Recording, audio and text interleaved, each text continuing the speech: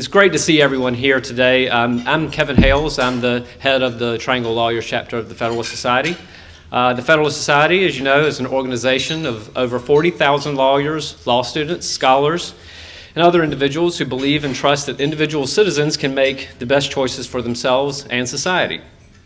The Triangle Lawyers chapter is one of numerous local chapters that seek to foster a serious dialogue about issues of individual liberty.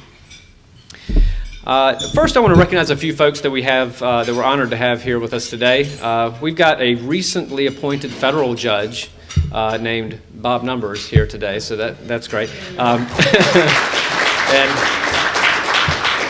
we've got a number of folks from the judiciary here, and really always so happy to have that. We got Judge Richard Dietz, Judge Mark Davis, Judge Bob Hunter, Judge Doug McCullough, all from the Court of Appeals. Justice Barbara Jackson has signed up, but I don't think I've seen her, but we'd love to have her as well. Judge Paul Ridgway is here. We've got a business court judge nominee, I think nominee still, or confirmed? Mike Robinson? Yeah. Good to see you. And we also got some folks from Reason Magazine, or supporters of Reason Magazine here, including John Hood. And we're really happy to have you guys as well as people from the John Locke Foundation, Corey Swanson, and some other folks. So thank you all for being here. And what the heck, also my wife, Leah Hales, is here. I'm really happy. We've got We've got a toddler and a 1-month-old at home, so for us both to be out of the house at the same time is rare. So glad to have here. Okay, so today we are delighted to have Damon Root, the senior editor or a senior editor of Reason Magazine and Reason.com, where he writes about legal affairs, politics, and history. He's the author of Overruled, The Long War for Control of the U.S. Supreme Court. Both my wife and I read the book, and we just loved it, highly recommend it. The Washington Post, of all places, called it the most thorough account of the libertarian conservative debate over judicial review. And that was in an overall good review of the book. And Senator Rand Paul called it a must-read. I think he tweeted that. Part of one of the Federalist Society's position statements you'll recognize mentions that it's emphatically the province of the judiciary to say what the law is, not what it should be. And this clearly suggests judicial restraint, but there's fortunately a lively debate, and has been in the Federalist Society for a long time, as to what this means. Does it mean strong deference to legislative bodies, which some people call judicial abdication, or does it merely mean that judges shouldn't really legislate from the bench? Our speaker has some great perspective on that topic. Please join me in welcoming Damon Root.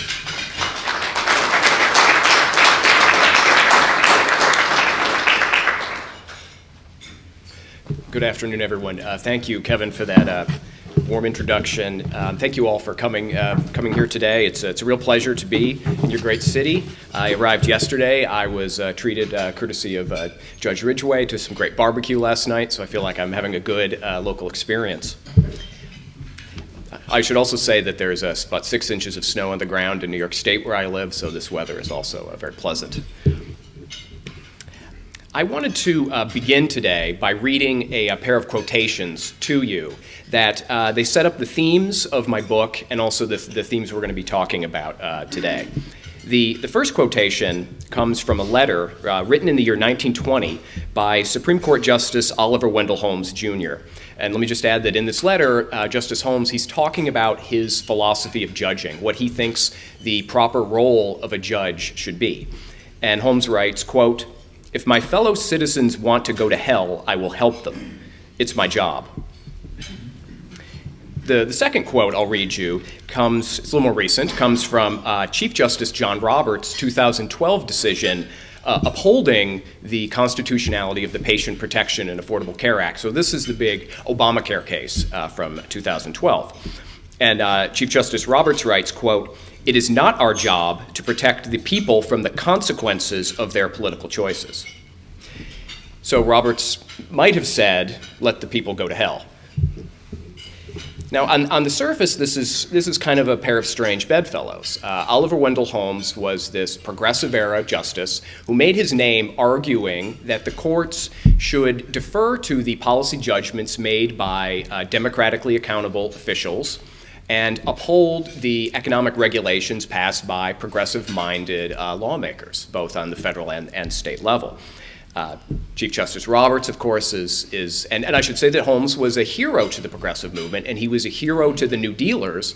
And when the New Deal triumphed at the Supreme Court in 1937, 1938, it was really a triumph of Oliver Wendell Holmes's judicial vision in many ways.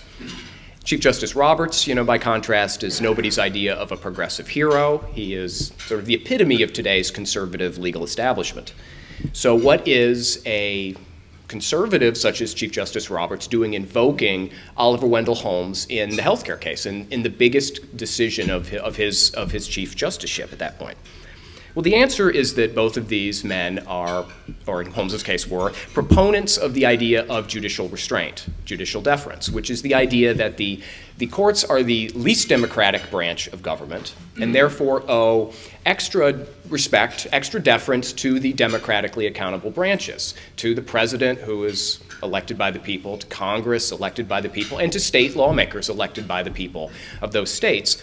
And in a constitutional case, where a statute enacted by one of these democratically accountable branches, the constitutionality of that is under question, the role of the judge is to put the thumb on the scales and just tip the balance a little bit in favor of the lawmakers. And that is this idea of deference to democracy, to majority rule, as the unelected, least democratic branch. That's the role of the courts.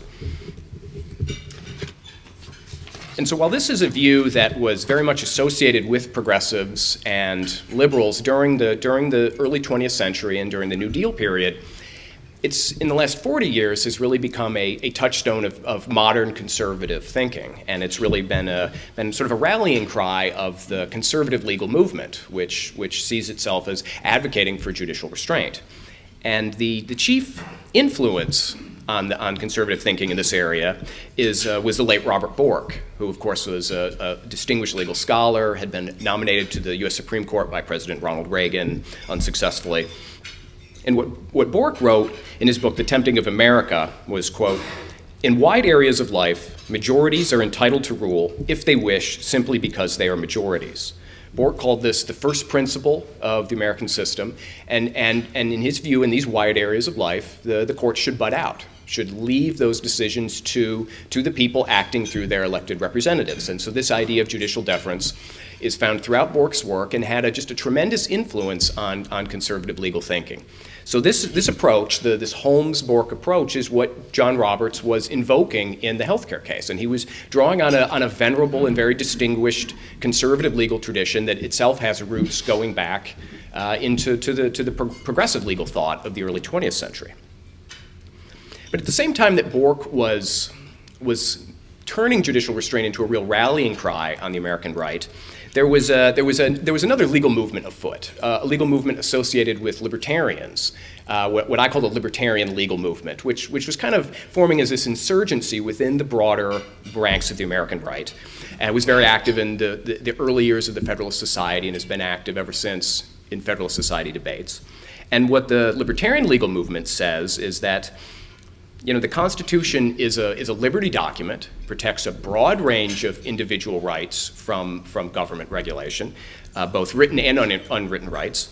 And the Constitution also places strict limits on government power, and it is the job of the courts to police the other branches of government and to strike down unconstitutional government acts, to override the democratically accountable branches, and even to act in an undemocratic fashion if that's what the Constitution calls for. So in my book, Overruled, I trace this debate between libertarians and conservatives over the last 40 years, and then I trace the debate even further back to its origins with Justice Holmes, the period after the Civil War when the 14th Amendment is added to the Constitution, and look at how this debate has shaped American law for a century and a half. And we see it, as I said, in the progressive and New Deal eras, when the question is, what is the government's role in the economy? How much power did the government have in terms of regulating economic affairs, and what sort of check, if any, should the courts place on that? We've seen this debate in the middle of the 20th century in the great debates over civil rights and civil liberties. Brown versus Board of Education was denounced by many people on the right and some on the left for being judicial activism at the time. It was seen as overreach by the courts. So that debate is alive and well then. And then, as I said, it's a debate that in the last 30, 40 years, we really see happening within the ranks of the American right, where libertarians are pushing for aggressive use of judicial review and an aggressive role for the courts in terms of checking the other branches of government. And conservatives of the Borkian school, and I should say when I'm saying conservatives today, I'm talking particularly about legal conservatives who have followed Bork's example. They're arguing for a much more deferential and restrained role for the courts in these disputes. So what I thought I would do for the rest of the time today is talk about two cases, just a little bit, that illustrate this sort of class of visions, and you can see how these two philosophies have come to blows, and we can think about the implications of both positions. So the first case I'll talk about is called Meyer versus Nebraska. This was a decision the Supreme Court issued in the year 1923. The background to this case is World War I. The United States enters World War I. We're at war with Germany. And on the home front, all sorts of sort of ugly anti-German sentiment rears up. There is hostility and discrimination against German Americans, German immigrants. Looking back, some of it is a little comical when we look back on it today. Like there was a movement to rename the hamburger as the Liberty Sandwich. But then there were some less funny things that happened. And one thing that happened was the state of Nebraska passed a law which made it illegal to educate young children in a foreign language, public or private schools. The target of this law was the Lutheran parochial schools in the state, where German immigrants, German Americans, were regularly sending their children, and the children and the teachers were often speaking German. So the man who initiates this case is named Robert Meyer. He was a Bible teacher at a Lutheran school. He taught the Bible in German to little kids, and this law made his actions illegal. And he said, well, this is unconstitutional. This violates my rights. He started in state court, went to the Nebraska Supreme Court, where he lost. The Nebraska Supreme Court said the salutary purpose of the statute is clear. Meyer then appealed to federal court, ended up before the U.S. Supreme Court, where he won. And the opinion of Justice James McReynolds striking down this Nebraska law said that the word liberty in the 14th Amendment, this is the due process clause of the 14th Amendment, quote, denotes not merely freedom from bodily restraint, but also the right of the individual to contract, to engage in any of the common occupations of life, to marry, establish a home, and bring up children. Now, if we look at that passage, I mean, it's a sort of resounding libertarian statement. There's all of this liberty, and then the state can't infringe upon it. But this statement contains a lot of ideas of rights that you actually don't find in the Constitution anywhere. So the right of the individual to contract, the right of the individual to engage in the common occupation of life, and the right of the individual to establish a home and bring up children. Those are all unenumerated rights. You can search the Constitution, you won't find them.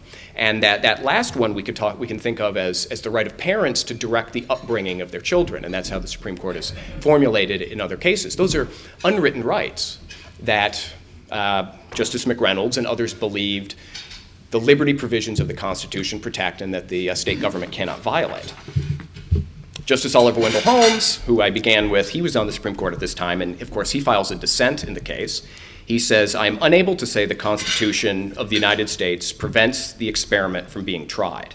Let the majority have its way, was Holmes's view. He didn't necessarily approve of this law, but it's up to the people of this state to determine if foreign language instruction can happen in public or private schools. Robert Bork, the very influential conservative legal theorist, he agreed with Holmes. He thought the Supreme Court got it wrong in this case, and he said that why the court got it wrong was because they were, quote, protecting new rights of their own invention. So Holmes and Bork's view there was that these rights are not spelled out in the Constitution, therefore the courts have no business protecting them. And we've seen this as a real fundamental debate that often divides libertarians from conservatives. It sometimes divides liberals from conservatives also. Does the Constitution protect unwritten rights? In 1965, the Supreme Court said there is a right to privacy. That's a right that's not found anywhere in the Constitution, and that's been very controversial. That led to the Supreme Court's abortion ruling in Roe versus Wade, which also centered on the right to privacy. So there's a real debate there going on about unwritten rights. And what we find is that libertarians are generally on the side of protecting unwritten rights, see the Constitution as not being limited just to the rights that are spelled out, enumerated in the Bill of Rights, but also the text and history of some of these provisions should be read more broadly to protect unwritten rights of the individual that protect them against government overreach. And so this case kind of poses that question for conservatives and for libertarians. What role should the courts play in terms of protecting, defending unwritten rights? Where does that investigation begin? How should judges go about doing that? And I imagine we can talk about that in the Q&A. So I'll leave that case there and move on to the second case I'll talk about a little bit, which is more recent and maybe more familiar to some of you. This is a case the Supreme Court decided in 2005 called Kelo versus the City of New London. This was a famous eminent domain property rights case. This case comes about because the City of New London, Connecticut, was entering into a real estate deal with the Pfizer Corporation. Pfizer was going to build a new research and development facility on the river in New London, and there was an adjoining neighborhood called Fort Trumbull. It was this working class neighborhood, and the city thought it would be a good idea if that neighborhood was redeveloped. And what that meant in practical terms was send in the bulldozers, kind of wipe out the neighborhood, and in its place put in a new hotel, some upscale amenities, some restaurants, and things like that. And the idea was that these new businesses would pay higher taxes. That would benefit everyone in the community because more money's coming in. It was also would kind of piggyback on the Pfizer development. It would entice Pfizer to finish this real estate deal with them. And the City of New London said this is a legitimate use of our eminent domain powers. So when we're talking about eminent domain, we're talking about the Takings Clause of the Fifth Amendment, which says, nor shall private property be taken for public use without just compensation. So the question is this a public use? Is this a legitimate use of the government's takings powers? The city said it was because it benefits the public. These new tax dollars, widening the tax base, will benefit the public. The people who lived in that neighborhood, such as Suzette Kelo, who's the main plaintiff, who had this little pink house that she had refurbished herself and had a view of the river and that she loved, well, she didn't see this as a valid public use. She saw this as public power being used for private gain. She ended up partnering with a libertarian law firm called the Institute for Justice, which is based in Washington, D.C., and they filed a property rights challenge in federal court, went to the Supreme Court, and their argument was that this is illegitimate, this is not a valid government action whatsoever, and the city should be stopped. They lose. The city wins the case. Justice John Paul Stevens writes the majority opinion, and he says, our longstanding policy of deference to legislative judgments in this field command the result. He said that the Supreme Court should not, and in fact must not, second-guess the legislature, and he said it was up to lawmakers and not up to the courts to decide, quote, what public needs justify the use of the takings power. So his argument is that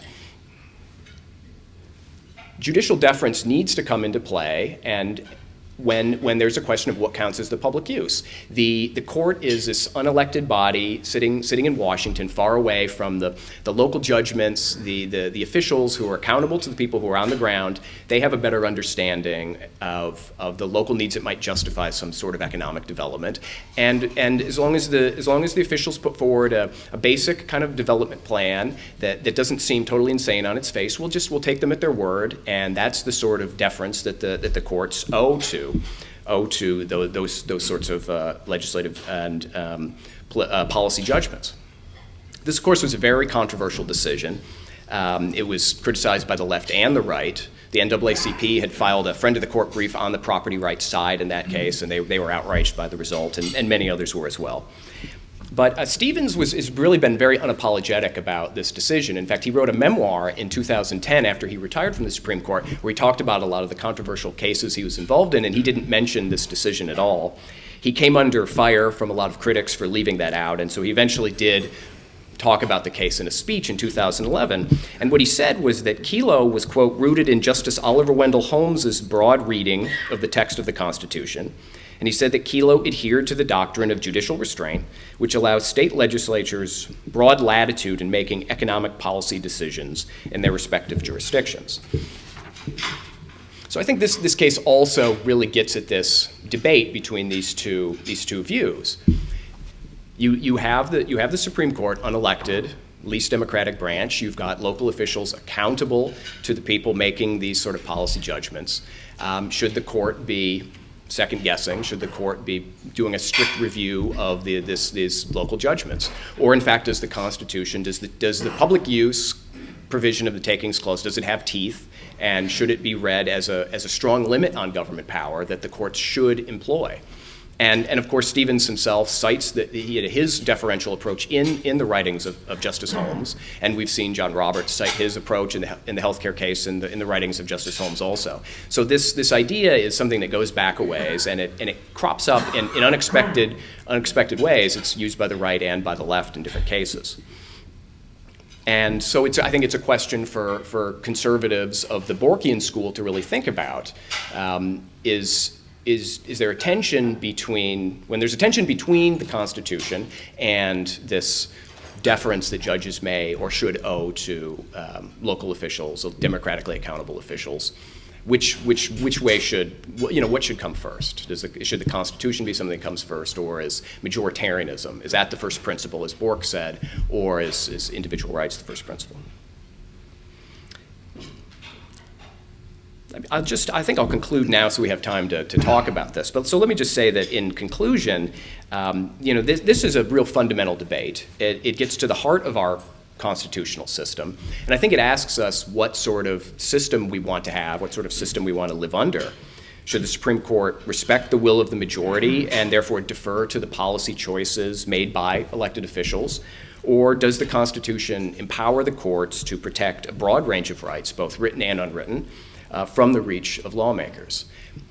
And these are the kind of questions that Federalist Society grapples with. And so it's a real pleasure to be here talking about those ideas with you today. And I'll end my prepared remarks now, and I'd be delighted to take questions from you.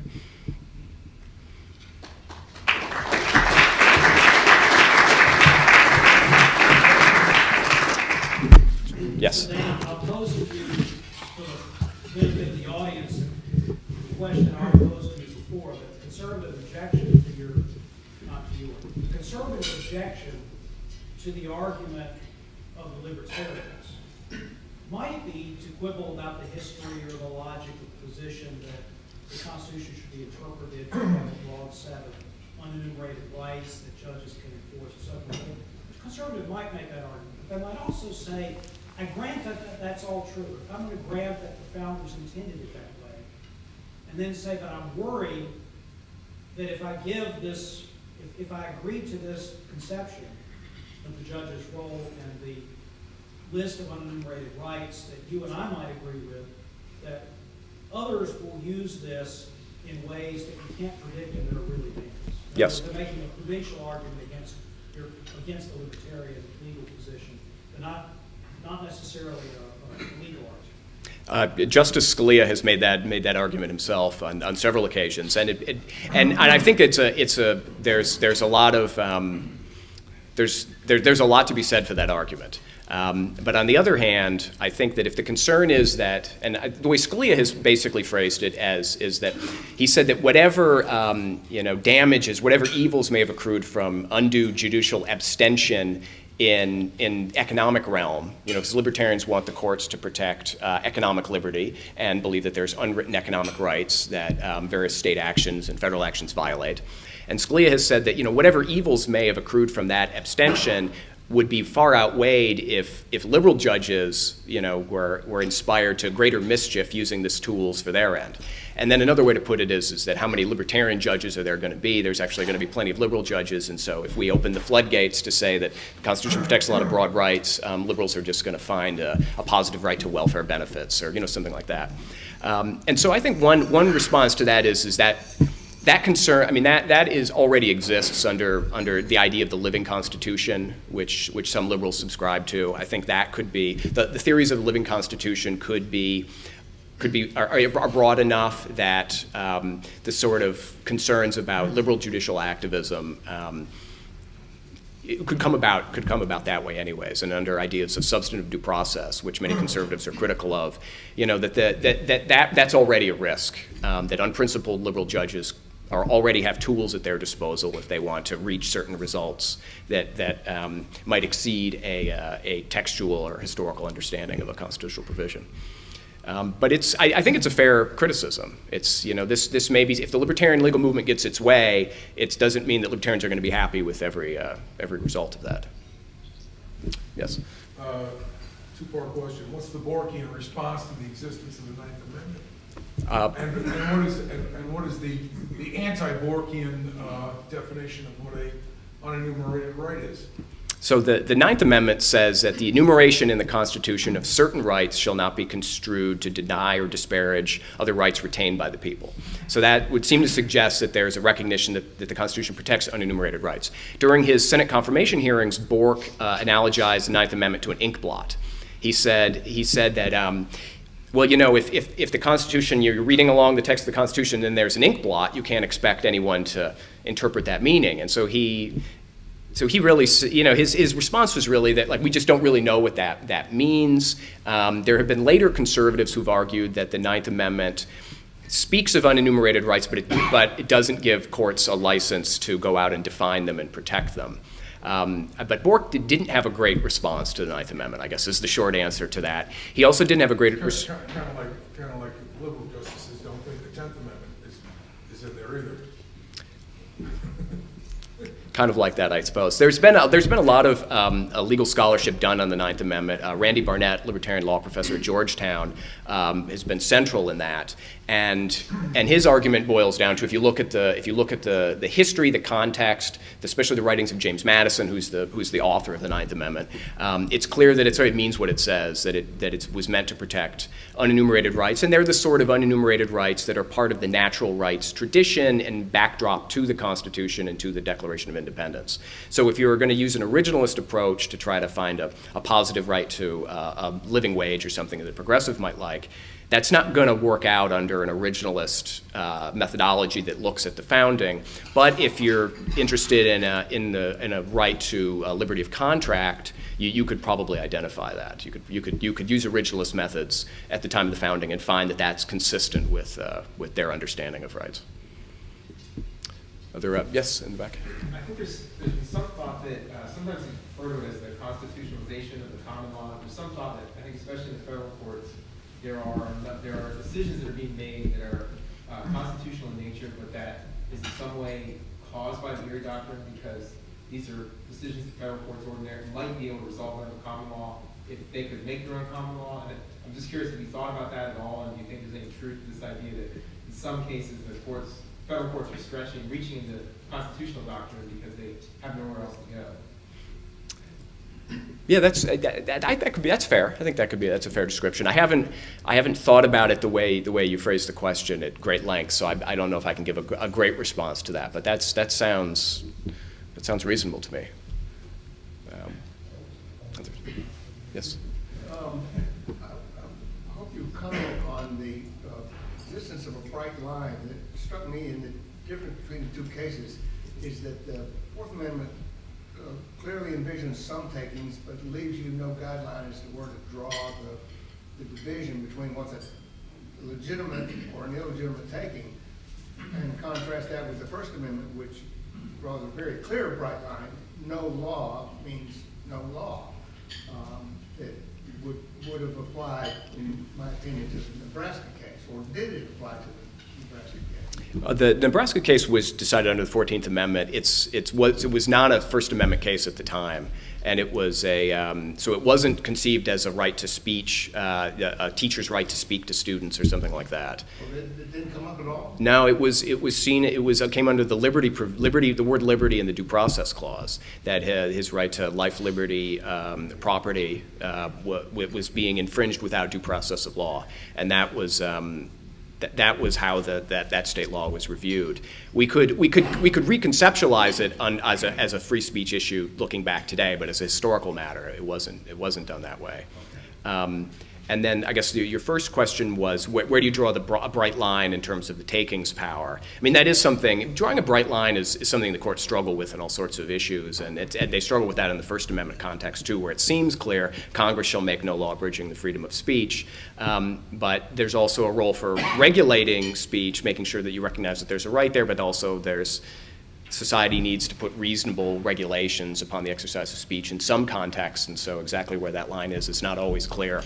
The traditional understanding of the takings power, of the eminent domain power, is that a public use is a road or a bridge or a highway, a tunnel, something like that. The court has broadened that quite a bit, so now it's any sort of private development.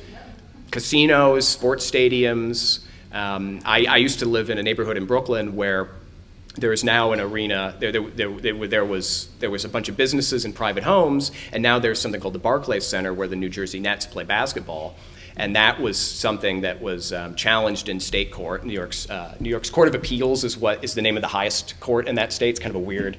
The Supreme Court in New York is actually lower than the Court of Appeals, and that the Court of Appeals upheld that and said that under both Kelo, but under also the deference that we owe to state officials.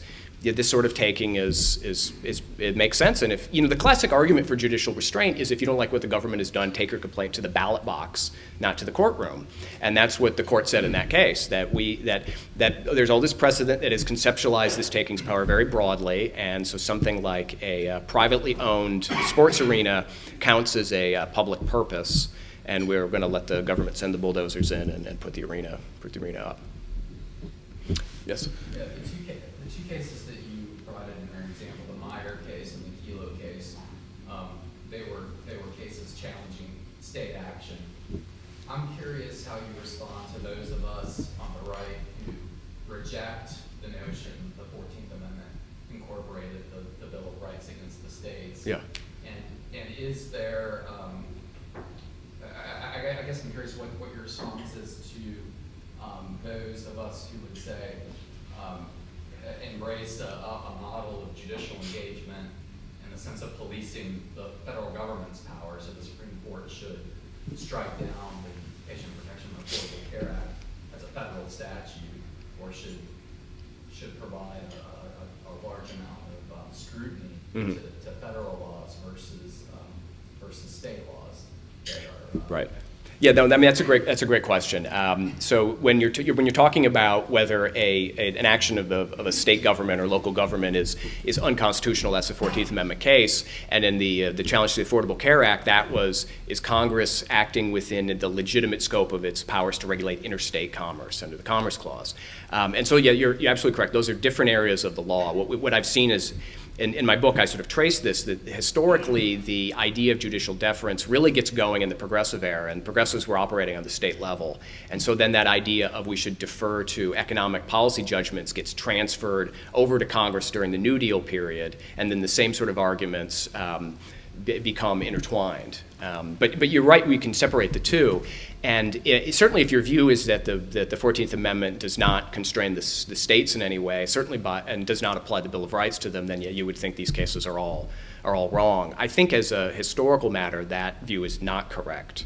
I think that the evidence is very strong that John Bingham, who is the Republican from Congress who wrote Section 1 of the 14th Amendment, he was clearly interested in limiting state power. The 14th Amendment comes out of the context of the Civil War, and it's written in 1866, ratified in 1868, and the backdrop is that many of the former Confederate states were trying to reimpose slavery through other means, and these means were called the Black Codes.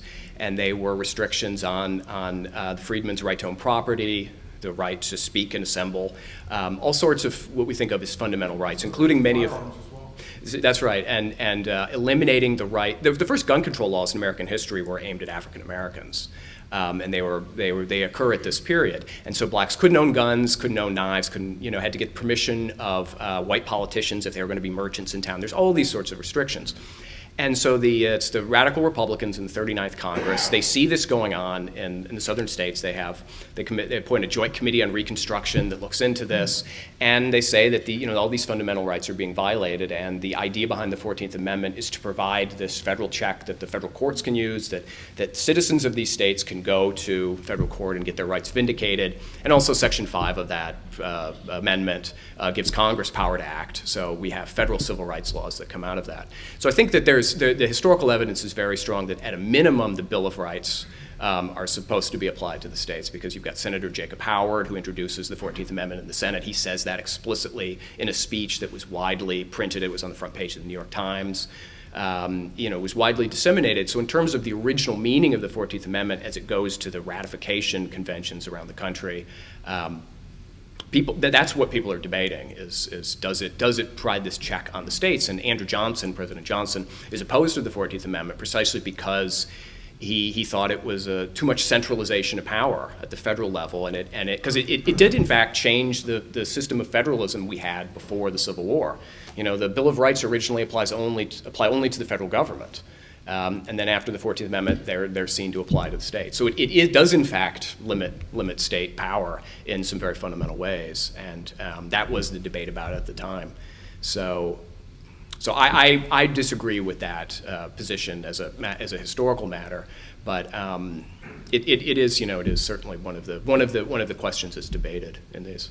In the back corner, and then.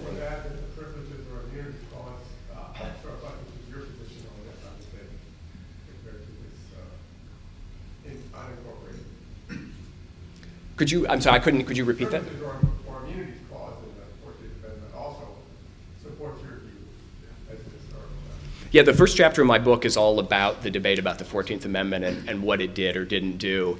And this is actually the Privileges and Immunities Clause is a provision of the Constitution that libertarians are very interested in breathing life back into. What happened in 1873, the first time the 14th Amendment came before the Supreme Court in a decision called the Slaughterhouse Cases, the court said that the Privileges and Immunities Clause doesn't really mean anything, that it doesn't limit the states in any way, and essentially sort of eviscerated that clause, and that clause has been a dead letter in constitutional law ever since. And that is why the Due Process Clause later on becomes the primary mechanism by which state action is limited, through substantive due process, the idea that the Due Process Clause protects substantive rights, not just procedure.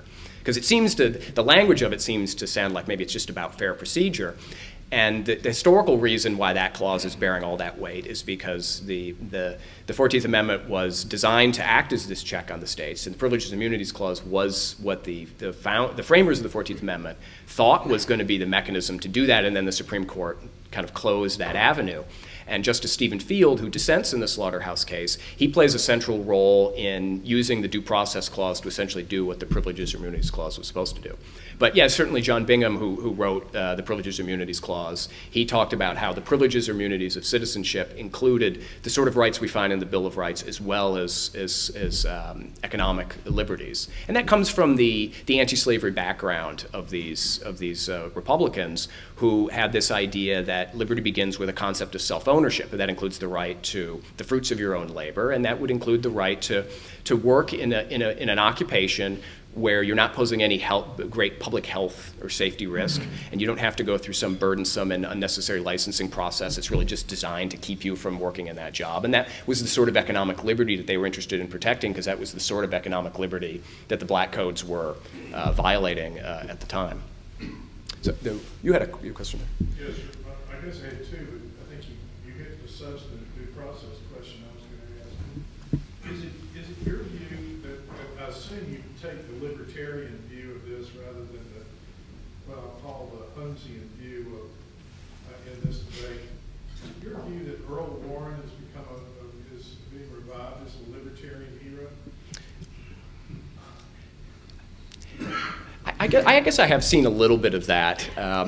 It's a stretch in some ways to recast him as that, but and I guess do I think that's a fair characterization? I mean, I think there are. What's interesting about some of those decisions from the Brown or any of those kind of landmark cases is those are that there's. they're so monumental in some ways that they don't have many critics anymore. I guess some of the criminal law cases do. People are still critical of those. So some of what that court did was so transformative that nobody is really against it, and so everybody's kind of claiming that, saying, well, my views are in line with those. There are a number of conservative defenses of Brown versus Board of Education that have been written, say that it's fully consistent with originalism and so forth. I guess my other question was, is there an irreducible minimum of substantive due process that the Holmesians and the libertarians who both agree on, other than procedural due process? Is there an irreducible, that's a good question. Bork was extremely skeptical of substantive due process, and really procedure was what he thought that clause should do. And he thought all of these other uses of it, especially in terms of unwritten rights. I mean, one thing that I should say, it sounds like I'm being just critical of Robert Bork here, but I think he had a very principled approach to the law. I have a lot of respect for his work. And he thought the courts should stay out of areas where he was in agreement with maybe the law, and then areas where he was in disagreement with the law. So he didn't like the Griswold decision. He thought the right to privacy was nonsense. It wasn't there, and the court shouldn't protect it. In the Lochner case, which is a famous economic liberty decision, Bork he wasn't really in disagreement that economic liberty mattered. He had a standard conservative view that the free market is better than socialism, and so he didn't, as a policy matter, didn't mind seeing a regulation struck down, but he just thought the Supreme Court had no business doing it. So, very consistent about that. I'm not sure that answered your question. I went off a little tangent there. Is there some common ground? I think that the positions are at odds, and maybe procedure people can agree on, but it's more of a clash there. So the Holmesians wouldn't necessarily agree on unlimited right of free speech? Well, Holmes came around on the First Amendment a little bit. He voted to keep Eugene Debs, the socialist, in prison for giving a speech, but then later cast some dissents with the, crying a fire in the crowded theater and things like that. That gets into the debate about enumerated and unenumerated rights. So he was willing to be a little stronger on that. And there's some historical reasons to understand his shift. He was falling under the influence of Justice Brandeis at that point. So I guess you could say that the progressive legal view and the libertarian legal view may agree on some civil liberties areas, especially related to free speech. That's fair. Yeah. It seems to me that there shouldn't be anything, there shouldn't be any problem that majoritarians have with striking down laws as unconstitutional by the Supreme Court, inasmuch as the Constitution is a majoritarian document that was ratified by the states and contains clear prescriptions of certain laws, at least, that no one disagrees with. Right? So it is. Would Robert Bork, for example, do you think he would, if in the 14th Amendment it listed out, it said, and we do mean substantive due process, and in those rights includes liberty of contract, right to privacy with respect to birth control, blah, blah, blah. Would he also say, oh, well, now a majority has passed this law, and so we're going to be deferential to the majority? Or would he point to the text in that case and say, well, this is one where we would have to strike it down? So, you know what I'm saying? It seems odd to me that given that the Constitution is really just a higher legislative document in a sense, that the argument even revolves around majoritarianism versus philosophies. Yeah, that's an interesting way to put it. I mean, if you're going to defer to anyone, maybe defer to the text of the Constitution, which is the work of the people and represents the people. Yeah. Maybe here's an example that maybe is an interesting way to think about this. So in 2008, the Supreme Court issued this decision, District of Columbia versus Heller, where Washington, D.C.'s handgun ban was struck down, and it was this resounding statement that the original meaning of the Second Amendment protected an individual right to keep and bear arms, not a collective right. And Scalia wrote that opinion, and he called Heller a vindication of originalism. He's extremely proud of that decision. He said he was grateful to John Roberts for letting him write that. And a few months after that decision came out, a conservative judge named Harvey Wilkinson, he's on the Fourth Circuit in Richmond, and Judge Wilkinson is a very respected conservative, and was he was on George W. Bush's, rumored to be on Bush's short list for Supreme Court nominees. And Wilkinson wrote this law review article attacking Heller, saying that Heller is right-wing judicial activism. He said it does exactly what conservatives have been telling the courts for years not to do, which is to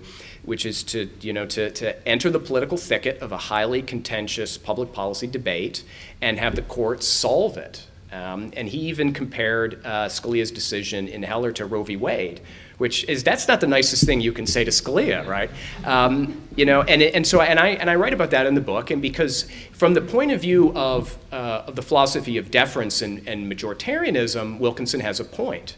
Because what Heller did do, Heller's the first time the Supreme Court says the Second Amendment protects an individual right. The court had never stated that clearly in a decision before.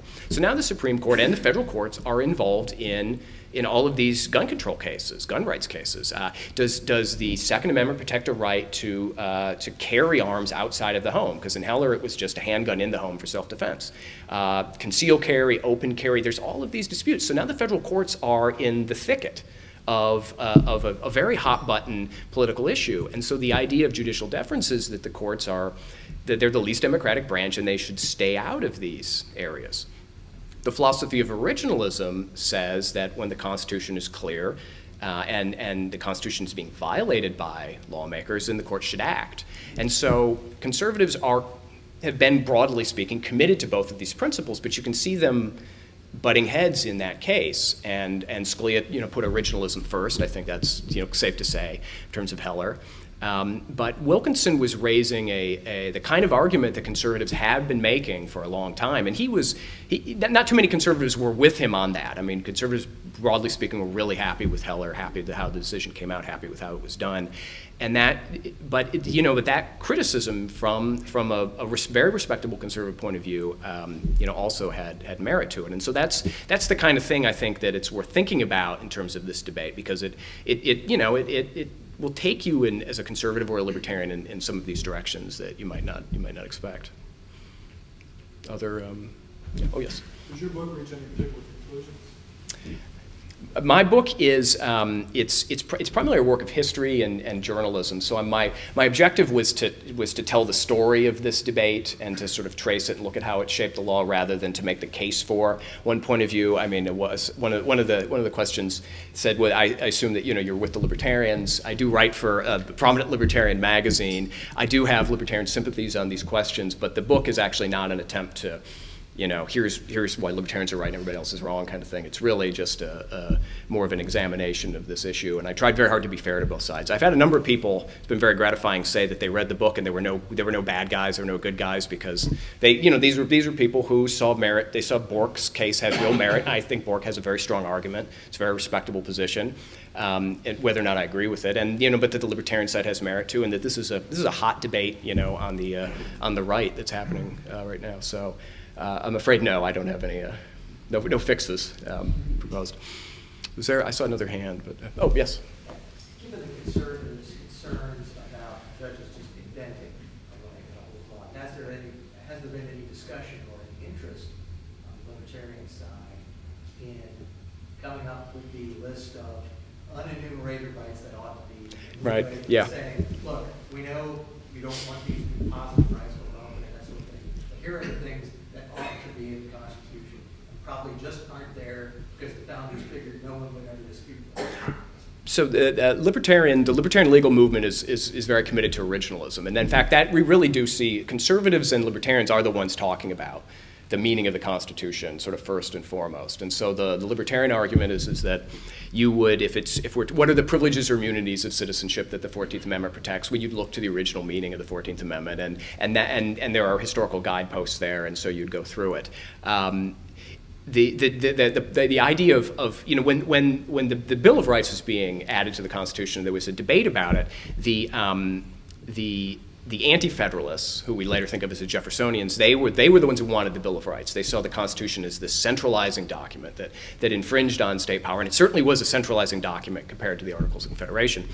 And so they wanted the Bill of Rights. And Alexander Hamilton and the Federalists, their response was, if you list a few rights, what's going to happen is that people will, the courts and everybody will assume that those are the only rights we have, which has sort of happened.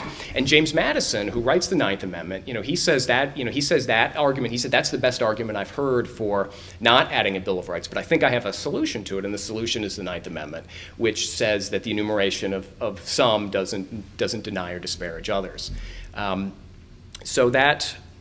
But they also, to really answer your question, but as part of that debate, there was also numerous statements made to the effect of it would be impossible to enumerate every right we have. Do you have a right to direct the upbringing of your children? Do you have a right to eat ice cream? Some of this sort of sounds silly, but under a really sort of narrow, the only rights you have are the ones that are enumerated, and you can't go into the penumbras of a right to find these. It really has to be the rights that are enumerated. There's lots of things that lots of ways the government could restrict your behavior that you wouldn't have a constitutional recourse to. So I think that the answer is that it would be difficult to enumerate them all. But if you're approaching it using the tools of originalism, you would be able to sort some from others. And so the idea of positive rights versus negative rights, that's clearer. Negative rights are the sort of rights that were understood at the time of the founding. That's the sort of rights that were broadly understood at the time of the 14th Amendment was added also, that they were concerned about the government doing things to people rather than the government providing things to people in terms of what the 14th Amendment did. So that, you sort of begin there.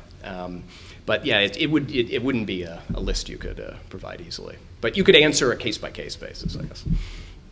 Yes? Well, positive rights create impositions on other people, so they're really not rights at all, in my opinion. So how would you define rights? I don't, as opposed to negative, positive. How would you define what a right is? Well, that's a deep philosophical question. I'm not sure. We got time. Okay. Well, I think the distinction between positive and negative is a useful one to think about in terms of what the Constitution recognizes, and that I think it broadly is a document that comes out of the Enlightenment and is concerned with what we think of as negative rights, and then there are the privileges of citizenship. So the idea of privileges and immunities, that comes from Blackstone. And the idea is immunities were residuum, I think it was his term, of natural rights, and then privileges are more like civil rights that the state creates. So the right to vote is not a natural right. It was not understood to be a natural right, but you form a society, and so we can call it a right. So we do speak of things that are maybe more on the positive side as rights more broadly. I think the Constitution, at a minimum, really is a document that's protecting negative rights, and then as part of the citizenry, we get certain privileges, and there are certain things that we can call rights. Wouldn't it be more accurate to say you have rights and you have civil rights, which are sort of regulated? Yeah, I think that's. But when most people talk about positive rights, they're really talking about, for example, the right to 3 squares of a meal a day. That creates an imposition on another human being, which by its very nature means it's not a right. Yeah, that's a good criticism of more of the sort of a social justice point of view that progressives would have, which is that to be a member of society you have to have certain basic minimums, minimum income, and 3 meals a day and so forth, and that society has to provide that, and that's something that I think that's not the sort of rights that are the background to the Constitution. It's the kind of thing that the political process can. The government has a lot of power to tax and spend for the general welfare, so that kind of thing can be done through normal legislative means, but it's not the kind of thing I think would be appropriate for the courts to say, well, that's a right, and you have it. Okay, we're kind of long time. Maybe we'll take one more question. Okay, one more in the. The conflict that you identify between exercising judicial restraint and then sometimes stepping in to protect citizens if it seems necessary under the Constitution. Do you think that analysis or the position of a judge should change if it's taken to the ballot box versus enacted by Congress? And I'm thinking of a lot of the state constitutional amendments that have been struck down recently. Those were voted on by the citizens. So judge's philosophy, or should it? Oh, I see. So, yeah, that's an interesting question. I think that the sort of libertarian view that I'm describing in the book and I'm talking about today would say that a 51% majority. Just because it's 51%, that doesn't give that majority the right to trample on a fundamental right. So if a state constitution was amended, or it was just an overwhelmingly popular law, I mean, I use the Nebraska example because that was a very popular law in Nebraska. The German community was a small minority, and so it was very easy for the majority of voters to get that law passed. 2 years after that, Oregon passed a law that the Supreme Court also struck down, which made private schooling illegal entirely. It was called the Compulsory Education Act. You had to send your kids to public schools. You had no right to direct the upbringing of your children and send them to private school, and the court struck that down as well. So I think that at least the libertarian view would be that majority rule is not sufficient by itself. And that so even a recently enacted constitutional amendment wouldn't get extra deference. I mean, it could, a constitutional amendment can be perfectly in line with constitutional values and not hurt anyone, and a legal challenge to it could be groundless, of course. It doesn't mean that the judges have to strike these things down, but the mere fact that it's 51% or even 95% is not in and of itself sufficient under this view. All right, thanks everybody. I think Damon will be around for a few minutes afterwards if you think of other stuff that you want to ask about. And we really appreciate you all coming. And I'll be writing you about upcoming events that we have. Thank you all very much.